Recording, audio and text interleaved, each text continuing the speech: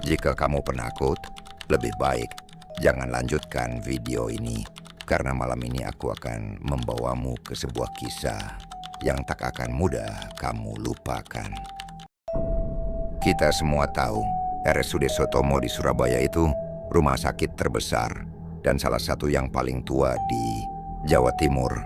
Ribuan pasien keluar masuk setiap harinya. Tapi di balik semua aktivitas medis yang rame, sibuk, dan kadang bikin panik itu ada satu cerita yang terus aja hidup. Bisik-bisiknya tuh udah ada dari puluhan tahun lalu. Bukan soal pelayanan, bukan soal perawat cantik, atau dokternya yang galak. Tapi soal satu lorong tersembunyi di bawah tanah yang katanya dipakai buat mindahin jenazah. Dan disitulah gengs, horornya mulai. Cerita ini sering disebut terowongan mayat. Dan iya, sesuai namanya. Lorong ini katanya dulunya memang dipakai buat mengangkut mayat dari satu titik ke titik lain di dalam rumah sakit. Biar pasien lain nggak lihat, biar keluarga pasien yang lain nggak syok, mayatnya dibawa lewat bawah tanah. Secara logika kedengarannya masuk akal, ya kan? Tapi masalahnya, lorong ini sekarang udah kayak dilupain, terlantar, gelap, jarang dipakai lagi. Dan katanya udah bukan cuma mayat yang lewat di situ. Dulu katanya dibangun zaman Belanda. Zaman rumah sakit ini masih jadi bagian dari sistem kolonial. Lorong ini jadi semacam jalan rahasia buat mindahin jenazah ke ruang otopsi tanpa harus lewat jalur umum. Cuma sayangnya, karena makin kesini makin jarang dipakai, kondisinya jadi horor banget. Lembab, bau tanah basah yang nyampur sama bau formalin sisa. Lampunya sering kedap-kedip, kadang malah mati total. Udah gitu, hawanya dingin banget, walaupun nggak ada AC. Katanya sih, dinginnya itu dingin yang beda. Dinginnya kayak bikin tulang ikut ngilu. Banyak tenaga medis, terutama yang shift malam, cerita mereka pernah ngalamin kejadian aneh di sana. Bukan 1-2 orang aja, tapi puluhan. Dan yang bikin makin serem, cerita mereka tuh mirip-mirip. Ada yang ngaku sering lihat bayangan putih berdiri diam di tengah lorong, kayak lagi nunggu seseorang. Ada juga yang lihat sosok perempuan pakai baju rumah sakit, jalan nunduk. Rambutnya panjang banget, sampai nutupin mukanya. Dan jalannya tuh lambat banget, kayak ngelewatin dimensi waktu. Nggak jelas dia mau kemana. Kadang muter-muter aja di situ, terus hilang. Yang bikin cerita ini makin naik level, ada satu kejadian yang jadi viral di kalangan mahasiswa kedokteran. Seorang koas, sebut aja namanya Arif. Waktu itu lagi magang di ruang forensik. Malam itu, sekitar jam 1 lebih dikit, dia dapat tugas buat ngawasin evakuasi jenazah dari IGD ke kamar jenazah. Sebenarnya jalur biasa bisa dilewatin, tapi malam itu katanya lagi ada renovasi kecil-kecilan di koridor. Jadi terpaksa lewat jalur bawah tanah. Iya, lewat lorong itu. Awalnya sih biasa aja. Arif jalan dorong berangkar. Di belakangnya ada 2 petugas jaga. Yang satu bawa senter, karena katanya pencahayaan lorong sering mati. Arif masih sempat nyalain voice note di HP-nya buat dokumentasi tugas. Biasalah anak koas, apa-apa dicatat. Mereka masuk ke lorong itu, dan di awal-awal ya emang gelap, tapi masih bisa lihat jalan. Tapi baru beberapa meter masuk, lampu di bagian tengah lorong tiba-tiba mati. Cuma bagian tengah aja yang gelap, yang di depan dan belakangnya masih nyala. Kayak ada yang sengaja bikin titik gelap di tengah lorong. Awalnya mereka mikir, mungkin emang korsleting. Tapi belum sempat ngeluarin komentar apapun, Arif langsung ngerasa ada yang aneh. Roda berangkar yang dia dorong, awalnya bunyinya biasa, krik krik krik gitu. Tapi pas masuk area gelap, tiba-tiba suaranya hilang. Nggak ada suara roda, nggak ada gesekan apapun. Tapi yang paling aneh, Arif masih ngerasa tangannya dorong sesuatu berat. Tetap ada tekanan, tapi suaranya nggak ada. Dan ketika dia nengok ke bawah, kosong, berangkarnya kosong, nggak ada jenazah. Dia langsung panik, mukanya pucat, nafasnya cepat, dan langsung nengok ke belakang. Sambil teriak manggil 2 petugas yang tadi ada di belakang dia. Tapi nggak ada jawaban. Lorong itu sepi banget. Nggak ada suara, nggak ada bayangan orang. Cuma ada satu bayangan, tinggi banget, berdiri diam di ujung lorong. Bayangan itu nggak bergerak, tapi jelas banget kelihatan. Sosok tinggi, kepalanya nunduk, mukanya gelap, rambutnya acak-acakan, dan matanya merah menyala. Bayangan itu perlahan nunjuk ke arah tembok. Jarinya panjang banget, kayak tulang-tulang yang nempel daging busuk. Arif mundur pelan-pelan, tapi belum sempat ngapa-ngapain. Dia langsung jatuh pingsan. Besok paginya, Arif udah ada di ruang perawatan. Dia katanya ditemukan oleh satpam yang patroli sekitar jam 4 pagi. Berangkar yang dia dorong semalam ditemukan dalam kondisi kebalik. Tapi jenazahnya masih ada, utuh, rapi, dan gak jatuh sama sekali. Itu yang bikin orang-orang rumah sakit pada heran. Berangkarnya kebalik, tapi mayatnya tetap dalam posisi semula, nempel di atas seolah-olah gak pernah geser. Gimana bisa? Cerita Arif ini langsung nyebar kayak virus. Semua mahasiswa, suster, bahkan dokter-dokter senior mulai buka suara. Banyak yang bilang kejadian kayak gitu udah sering, tapi nggak semua orang cerita karena takut dikira halu. Ada juga yang bilang lorong itu sekarang dijagain sama penunggu. Dulu dia katanya korban malpraktik atau pasien yang ditinggal meninggal sendirian tanpa ada keluarga. Arwahnya nggak tenang, dan sekarang dia yang jagain setiap jenazah yang lewat situ. Dan kalau ada yang ganggu, dia muncul. Ada juga yang bilang lorong itu adalah portal, tempat peralihan antara dunia kita dan dunia mereka. Makanya siapapun yang masuk, situ harus niat. Kalau niatnya ganggu atau sekadar iseng, bisa-bisa nggak balik. Atau kalau balik jiwanya nggak utuh lagi. Semenjak kejadian Arif itu, pihak rumah sakit katanya sempat nutup lorong itu buat sementara. Tapi ya, yang namanya rumah sakit gede, kadang kebutuhan darurat bikin mereka tetap pakai jalur itu. Dan kejadian aneh masih aja terjadi. Kayak ada perawat namanya Mbak Dewi, waktu itu dia jalan sendiri lewat lorong karena mau ambil dokumen forensik yang ketelisut di ruang arsip bawah. Baru beberapa langkah dia ngeliat ada berangkar jalan sendiri. Di atasnya ada sosok kecil, mirip anak-anak, tapi badannya ditutup kain putih. Mbak Dewi mikir, ini siapa yang ngantar? Tapi pas dia deketin, sosok kecil itu bangun, buka kain kafannya, dan senyum. Giginya tajam-tajam, matanya bolong. Mbak Dewi langsung lari teriak-teriak, dan habis itu sakit seminggu penuh tanpa sebab. Cerita demi cerita terus bermunculan. Dan makin denger, makin bikin kita sadar. Rumah sakit bukan cuma tempat buat nyembuhin orang, tapi juga tempat banyak jiwa yang gak sempat berpamitan. Tempat banyak orang terakhir kali buka mata. Dan lorong-lorong gelap kayak gitu bisa jadi tempat para arwah itu menunggu. Bukan buat ditolong, tapi buat ditemani. Dan sekarang, kalau ada yang tugas malam dan harus lewat lorong itu, biasanya mereka bawa air doa, kalung ayat kursi, atau minimal bacaan zikir dalam hati. Karena katanya, kalau kamu lewat lorong itu dan tiba-tiba lampunya mati satu persatu, jangan panik. Jangan nengok ke belakang. Jalan terus. Fokus ke depan. Karena begitu kamu nengok, bisa jadi kamu bukan lagi sendiri. Shift malam di rumah sakit itu emang beda rasanya, gengs. Suasana sunyi, pasien yang udah tidur, lampu remang-remang, dan suara mesin-mesin medis yang bunyinya kayak desahan pelan bikin bulu kuduk berdiri. Tapi kalau kamu kerja di RSUD Dr. Soetomo, apalagi udah lama, kamu pasti tahu, oh ada satu tempat yang bikin shift malam makin gak tenang. Tempat itu adalah lorong bawah tanah yang disebut-sebut sebagai terowongan mayat. Cerita tentang terowongan ini nggak cuma berasal dari 1-2 orang, tapi nyaris semua yang pernah kebagian shift malam, entah itu satpam, perawat, cleaning service, bahkan tukang parkir, pasti pernah ngalamin kejadian yang aneh.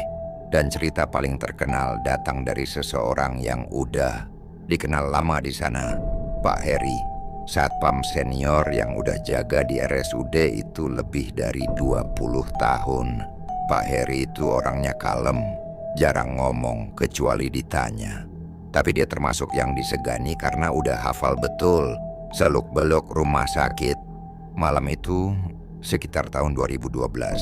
Katanya kejadian terjadi sekitar jam 2 lewat dikit. Dia lagi patroli rutin, nyisir area belakang gedung karena ada laporan suara benda jatuh. Nggak ada yang aneh, sampai dia ngelewatin pintu besi tua yang mengarah ke ruang bawah tanah. Lorong itu. Biasanya dia cuek, tapi malam itu bedas. Entah kenapa dia ngerasa kayak dipanggil masuk. Awalnya dia pikir cuman halusinasi karena ngantuk. Tapi suara itu makin lama makin jelas. Bukan suara orang, lebih kayak bisikan, pelan, lirih, tapi nadanya kayak ngajak, atau lebih tepatnya, maksa. Karena tugas tetap tugas, Pak Heri pun buka pintu dan turun ke bawah. Begitu sampai di dasar tangga, dia langsung nyadar. Suasana di dalam lorong beda banget. Lampunya sih nyala semua, tapi warna cahayanya kekuningan, kayak lampu tua, lembab. Bau busuk samar tercium, bukan bau formalin, tapi bau daging busuk yang udah lama. Tapi yang paling bikin dia merinding, hawanya dingin banget. Kayak lagi masuk lemari es, padahal jelas-jelas nggak ada pendingin udara di sana. Dia jalan pelan-pelan, ngelewatin beberapa brangkar kosong yang diparkir di dinding lorong. Roda-roda tua yang berderit kalau disentuh, semuanya kelihatan biasa aja. Tapi pas dia sampai di ujung lorong, dia ngelihat satu pintu besi gede yang biasanya dikunci. Kebuka sendiri, padahal dia tahu banget pintu itu berat banget dan butuh 2 orang buat ngebukanya. Saking beratnya, biasanya dikunci pakai gembok. Tapi malam itu terbuka pelan-pelan, kayak digeser sama sesuatu yang nggak kelihatan. Pak Heri coba panggil, "Halo, ada orang?" Tapi nggak ada jawaban. Suaranya malah kayak tenggelam, nggak memantul balik. Padahal biasanya gema lorong itu kuat banget. Dia coba deketin pintu, tapi belum sempat melangkah lebih jauh. Tiba-tiba dia dengar suara langkah kaki cepet banget di belakangnya. Langkahnya ringan, tapi cepet, kayak orang lari kecil. Dia langsung putar badan, dan disitulah dia lihat sosok perempuan. Mukanya pucat banget, matanya kosong, dan dia pakai baju pasien. Tapi yang paling bikin jantung Pak Heri hampir berhenti adalah bagian perutnya. Sobek, terbuka, dan darah netes-netes ke lantai lorong. Perempuan itu jalan cepet banget, ngelewatin Pak Heri tanpa nengok. Terus masuk ke tembok.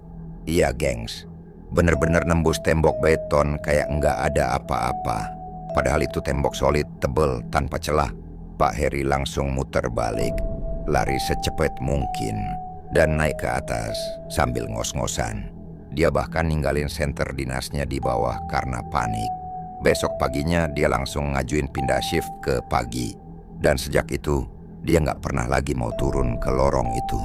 Kalaupun ada yang maksa, dia selalu bilang, "Aku udah cukup lihat. Di bawah sana bukan cuma mayat yang bisa jalan." Cerita Pak Heri ini bukan satu-satunya. Beberapa waktu setelah itu, kejadian aneh juga dialamin sama Mbak Narti, salah satu cleaning service yang biasa bersih-bersih di area koridor lorong. Malam itu dia masuk jam 3 pagi karena dapat jadwal lembur. Sekitar jam 4 subuh, dia sendirian di dekat pintu masuk lorong buat ngepel lantai. Suasana masih sepi. Semua orang masih pada tidur atau sibuk di ruang jaga masing-masing. Tiba-tiba dia dengar suara roda brangkar. Awalnya pelan, terus makin kenceng. Krik, krik, krik. Bunyinya kayak biasa, tapi frekuensinya cepat. Dia sempat mikir mungkin ada dokter atau perawat yang lagi buru-buru mindahin jenazah. Tapi pas dia lihat jam, belum ada jadwal pengantaran mayat. Biasanya paling pagi itu jam 5 ke atas. Jam segitu, lorong itu harusnya masih kosong. Rasa penasaran bikin dia ngintip dari balik kaca kecil di pintu lorong. Dan bener aja, dia lihat satu brangkar meluncur sendiri dari tengah lorong, kenceng banget. Tapi nggak ada yang dorong, brangkarnya kosong. Tapi rodanya muter cepat, bahkan sempat nabrak tembok. Tapi nggak rusak, nggak oleng, nggak terguling. Setelah itu, berangkarnya berhenti tiba-tiba, pas banget di depan pintu masuk, dan diam di situ. Mbak Narti bilang dia cuma berdiri kaku, nggak bisa gerak, kayak kakinya diikat. Nafasnya berat, matanya perih karena saking takutnya nggak sempat kedip. Begitu bisa lepas dari posisi berdirinya, dia langsung lari ke ruang cleaning dan ngumpet di situ sampai matahari terbit. Sejak kejadian itu dia selalu ngajak temen kalau harus kerja deket lorong. Dan dia ogah banget deket-deket pintu masuk ke terowongan mayat itu. Bahkan kalau disuruh nyapu di situ, dia bakal pura-pura sakit perut. Cerita lain datang dari seorang intern bernama Dimas. Masih muda, baru beberapa minggu magang di ruang jenazah. Dia cerita waktu itu malam Jumat, suasana rumah sakit agak sepi, tapi masih banyak pasien yang nunggu hasil lab. Sekitar jam 1, dia turun ke lorong karena pengen lihat langsung kondisi ruang pendingin. Sekalian katanya mau bantu senior yang lagi ngurus jenazah masuk. Dia jalan sendiri, pakai senter HP karena lampu lorong katanya lagi redup. Baru beberapa langkah masuk, dia dengar suara ketukan. Tok, tok, tok. Pelan, tapi jelas banget. Kayak ada yang ngetuk-ngetuk besi dari dalam. Dia berhenti, dengernya dari arah ruang penyimpanan. Semakin dia dekat, suara itu makin keras. Dan pas dia nyampe, ketukannya berhenti. Dia pikir mungkin tikus atau suara dari luar. Tapi pas dia ngelirik ke rak jenazah, salah satu laci geserannya agak kebuka. Padahal dia yakin semua udah ditutup rapat. Ketika dia maju buat nutup, ada suara nafas, pelan, berat, dari dalam laci itu. Dimas langsung kabur tanpa nutup lagi. Dia nggak pernah turun sendiri ke lorong itu lagi. Dan dia bilang, malam itu adalah malam terakhir dia berani shift malam di bagian forensik. Cerita-cerita kayak gini bikin banyak orang rumah sakit lebih percaya hal-hal yang dulunya mereka anggap mitos. Karena yang ngalamin tuh bukan orang sembarangan. Orang rasional, ilmiah, tenaga medis, bahkan satpam yang udah puluhan tahun kerja. Nggak mungkin semuanya halu. Ada yang bilang, kejadian-kejadian ini makin sering muncul kalau rumah sakit lagi banyak kehilangan nyawa dalam waktu berdekatan. Seolah-olah arwah-arwah itu belum sempat pergi dan numpuk di lorong. Nunggu, minta ditemenin, atau sekadar numpang lewat. Tapi kalau kita ganggu, mereka marah. Sekitar jam 1 dini hari, suasana RSUD Soetomo bisa dibilang sepi banget. Lampu-lampu lorong udah diredupkan, suara dari ruangan-ruangan hampir nggak ada. Kecuali suara monitor detak jantung di ICU yang masih sesekali berbunyi. Di tengah sunyinya malam itu, ada satu momen yang jadi titik awal kisah horor paling menyeramkan yang dialamin langsung sama seorang dokter muda bernama Dr. Ayu. Dr. Ayu ini dokter baru banget lulus dan baru mulai penempatan. Malam itu adalah shift malam pertamanya. Ya, kalian tahu sendiri, shift malam pertama itu pasti jadi momen gugup buat siapa aja. Apalagi di rumah sakit gede yang punya banyak cerita misteri kayak RSUD Soetomo. Tapi Ayu ini orangnya beda. Dia tuh tipe yang skeptis, nggak gampang percaya sama cerita-cerita mistis, hantu-hantuan, apalagi kalau cuma katanya-katanya doang. Bahkan waktu temen-temennya sempet cerita soal lorong bawah tanah yang katanya angker banget itu, dia cuma ketawa. Ya ampun, masa sih zaman sekarang masih percaya yang begituan? Katanya sambil nyengir. Tapi semua berubah malam itu. Sekitar jam 1 lewat sedikit, ada laporan dari ruang ICU. Satu pasien meninggal dunia. Prosedur standar. Jenazahnya harus segera dibawa ke kamar jenazah yang letaknya ada di ujung lorong bawah tanah. Biasanya petugas jenazah yang bawa. Tapi malam itu, semuanya lagi keluar entah ngurus apa. Jadilah tugas itu jatuh ke tangan Dr. Ayu. Ayu nggak sendirian, tentu aja. Dia ditemenin 2 perawat cowok, Mas Budi dan Mas Dimas. Keduanya udah senior. Udah sering banget ikut shift malam, dan mereka lah yang langsung ngajak Ayu turun lewat lorong itu. Lorong bawah tanah ini sebenarnya bukan lorong yang umum dipakai kalau siang. Tapi buat malam hari, karena lebih langsung dan cepat, lorong itu jadi pilihan utama. Masalahnya, Lorong ini juga dikenal punya reputasi menyeramkan. Mereka pun turun bertiga. Jenazah udah dibaringkan di atas berangkar, dibungkus rapi, dan ditutup kain putih. Waktu mereka dorong masuk ke lorong, suasananya langsung beda. Sejuk, tapi bukan sejuk adem ya. Lebih ke dingin yang nggak wajar. Nggak ada angin, tapi kulit berasa digigit hawa dingin yang aneh. Awalnya masih aman. Lorong itu panjang, sekitar 100 meteran lebih. Sepi, cuma suara roda, berangkar yang berderak di lantai semen. Kadang suara sepatu mereka bergema sendiri. Dokter Ayu sempat ngomong, kayaknya nggak seserem itu kok. Mas Budi diam. Mas Dimas pun hanya angguk kecil. Tapi nggak ada yang bales. Mereka tetap dorong pelan-pelan, fokus aja supaya cepat sampai. Sampai kemudian, lampu di atas mereka tiba-tiba kedip. 1, 2, terus padam. Bukan semua langsung gelap, tapi satu persatu mati dari ujung lorong. Seolah ada sesuatu yang bergerak dari kejauhan, mendekat, dan memadamkan lampu satu demi satu. Ayu langsung berhenti. Kenapa nih? Katanya pelan. Mas Budi jawab sambil bisik, Bu dokter, kayaknya ada yang ngikutin kita dari belakang deh. Ayu langsung nengok, dan disitulah dia lihat untuk pertama kalinya. Sosok bayangan hitam, tinggi banget, lebih dari 2 meter, berdiri jauh di ujung lorong, kepalanya nunduk. Diam, tapi sosok itu bukan cuma berdiri, pelan. Tapi pasti, dia mulai melangkah. Suara langkahnya berat. Dug, dug, dug. Suaranya kayak gema, tapi lebih dalam. Setiap langkahnya kayak bikin lorong makin dingin. Dorong cepetan. Mas Dimas panik.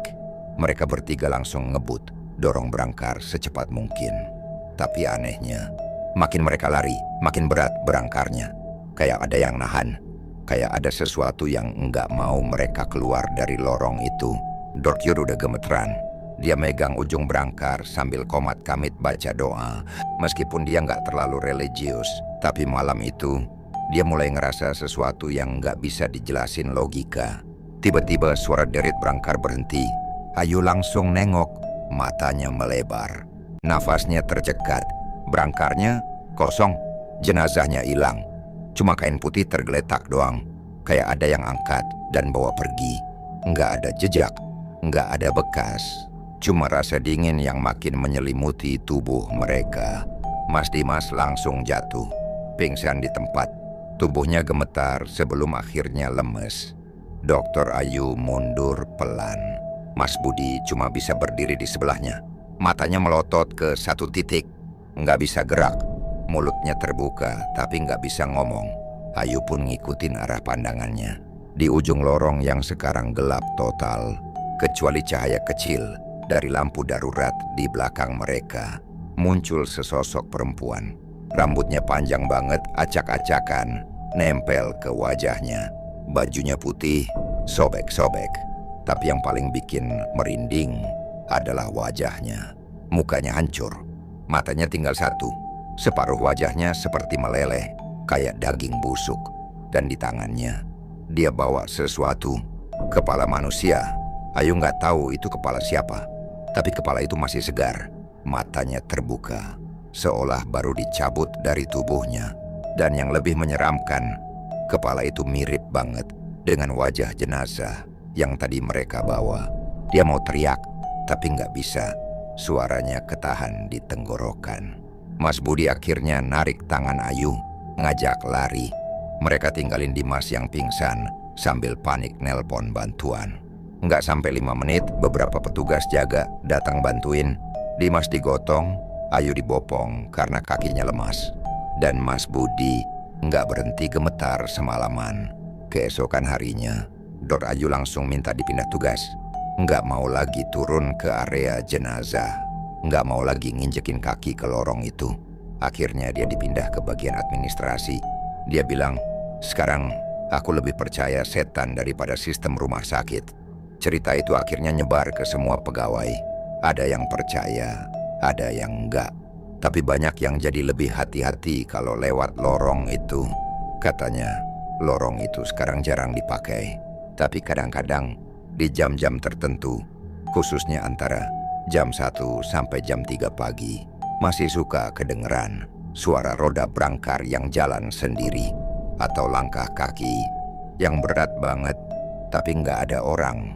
Beberapa staf pernah ngalamin hal aneh juga, kayak pintu otomatis yang tiba-tiba kebuka padahal nggak ada siapa-siapa, atau suara tangisan perempuan dari dalam ruang kosong. Bahkan pernah ada yang cerita pas dia lewat lorong itu sendirian, ngerasa ada yang dorong dari belakang. Waktu dia nengok, nggak ada siapa-siapa, tapi pundaknya masih berasa kayak ditekan keras. Dan satu pesan penting dari mereka yang pernah ngalamin langsung kejadian-kejadian di lorong itu. Kalau kamu lewat lorong itu tengah malam dan tiba-tiba merasa ada yang dorong dari belakang, jangan nengok, karena mungkin yang dorong itu bukan manusia. Jadi kalau kamu suatu saat harus ke rumah sakit dan dapat shift malam, pastiin kamu tahu rute yang kamu lewatin, karena di lorong-lorong sepi itu kadang ada sesuatu yang nunggu. Bukan pasien, bukan dokter, tapi mereka yang belum tenang. Dan mereka bisa muncul kapan aja, bahkan saat kamu pikir kamu sendirian.